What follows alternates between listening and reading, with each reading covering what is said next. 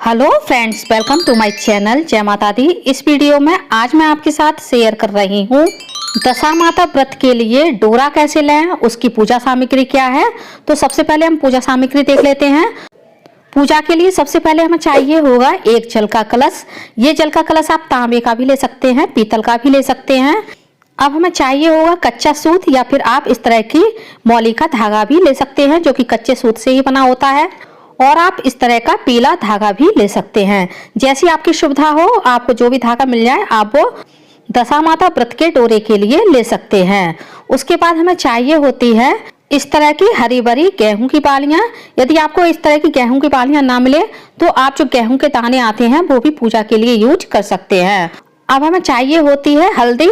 आप इस तरह की हल्दी की सजी गांठ भी ले सकते हैं या फिर आप पिसी हल्दी भी ले सकते हैं, जिसे आपको होली वाले दिन जल दिखा करके लाना होता है। अब हमें चाहिए होगा लाल सिंदूर। पूजा के लिए कुछ अक्षत चाहिए होंगे जो कि खंडित नहीं होने चाहिए। साबुत अक्षत ही आपको पूजा के लिए यूज करने हैं।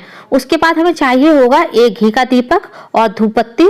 भगवान गणेश जी और संपदा माता को धूप दीप दिखाने के लिए एक माचिस चाहिए हमें दीपक जलाने के लिए। उसके बाद जब आप संपदा माता का डोरा लें तो आप इस तरह का अपना पीलिया या शादी की जो भी चुनरी हो लाल कलर की, आप वो ले लें। इसे ओढ़कर ही आपको संपदा माता की पूजा करनी होती है। अब हमें चाहिए होगा एक लकड़ी का पाटा या फिर आप कोई प्लेट में भी संपदा माता के डोरे की पूजा रख करके कर सकते हैं। तो आपको जो भी सुविधा हो आप दोनों में से कोई भी एक चीज ले लें। उसके बाद आपको एक डिब्बी या फिर लाल कपड़ा चाहिए होता है जिसमें हम संपदा माता के डोरे को सुरक्षित रख सकें। अब हम देख लेते हैं संपदा माता का डोरा हमें बनाना कैसे होता है, उसकी पूजा विधि क्या है। यदि आपकी मदद के लिए कोई नहीं है तो आप इस तरह से कोई जल का कलश ले लीजिए जिसकी सहायता से आप संपदा माता का डोरा बना लें। यदि आपकी मदद के लिए कोई है तो आप उसे पकड़ाकर भी ये संपदा माता का डोरा बना सकते हैं। आप इस बात का विशेष ध्यान रखिएगा, जब भी आप डोरा बनाएं तो डोरे को कभी भी पैरों में फंसाकर या पैरों की सहायता से ना बनाएं।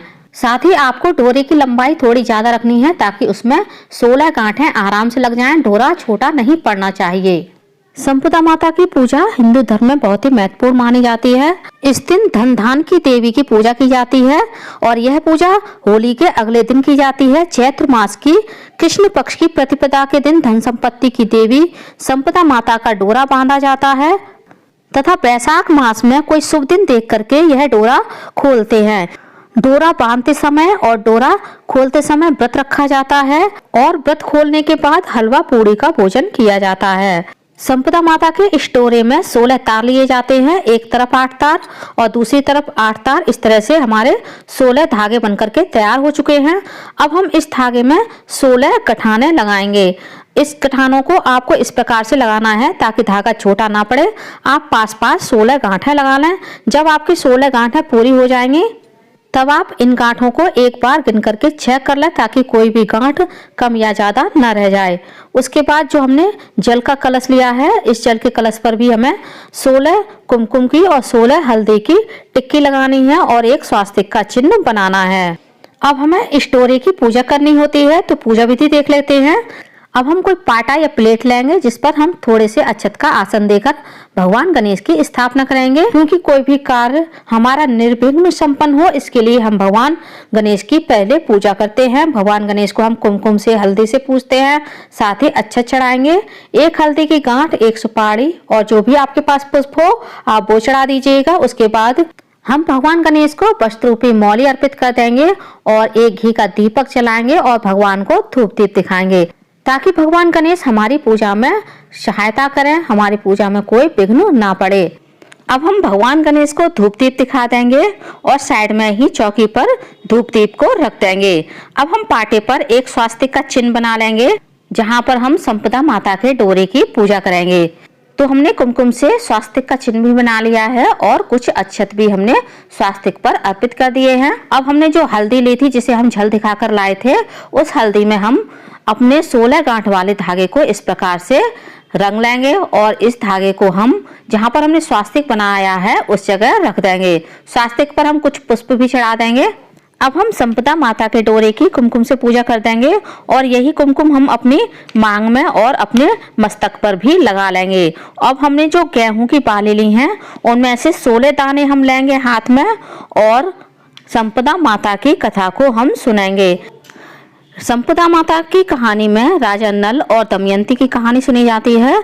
जो हमने जल का कलश लिया था उसे भी हम पास में पाटे पर ही रख लेंगे और माता रानी की कहानी सुनेंगे। जो हमने गेहूं के दाने लिए हैं, इन गेहूं के दानों को हम जिस दिन डोरा लेते हैं उस दिन यूज नहीं करेंगे। इन गेहूं के दानों को हम किसी डिब्बी में या फिर लाल कपड़े में सुरक्षित रख देंगे और बैसाख के महीने में जब हम किसी शुभ दिन देखकर संपदा माता का धागा खोलेंगे तब हम इन गेहूं को यूज करेंगे। तब हमें इन गेहूं के दानों की जरूरत पड़ेगी।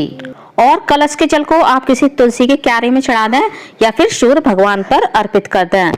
और जो हमने संपदा माता का डोरा लिया है, इस डोरे को या तो आप गले में मंगलसूत्र में बांधकर पहन लें या फिर आप पहनना नहीं चाहें तो किसी डिब्बी में या फिर लाल कपड़े में बांधकर सुरक्षित रखते हैं। बस इस बात का ध्यान रखें डोरा अच्छे से सूख जाए, वरना आपके डोरे में फंगस लग सकती है और आपका डोरा खराब हो जाएगा। संपदा माता की कहानी मैं अलग से चैनल पर अपलोड कर दूंगी, वहां से जाकर के आप वह कहानी सुन सकते हैं। संपदा माता का डोरा आप बैसाख के महीने में किसी शुभ दिन खोल सकते हैं, वरना आप अक्षय तृतीया के दिन यह डोरा खोल सकते हैं। जिस दिन आप यह डोरा खोलेंगे उस दिन भी आपको सेम इसी विधि से पूजा करनी होती है। और जिस दिन डोरा खोला जाता है उस दिन पूरे दिन का उपवास भी किया जाता है। बाद में जब व्रत खोल लेते हैं तब हम हलवा और पूड़ी का भोजन करते हैं। संपदा माता का डोरा कैसे लिया जाता है, उसकी पूजा विधि क्या है, जिस दिन आप डोरा खोलेंगे उस दिन आपको किस तरह से पूजा करनी है, वह विधि भी मैंने आप लोगों के साथ इस वीडियो में शेयर कर दी है। उम्मीद करती हूँ वीडियो आप लोगों को पसंद आया होगा।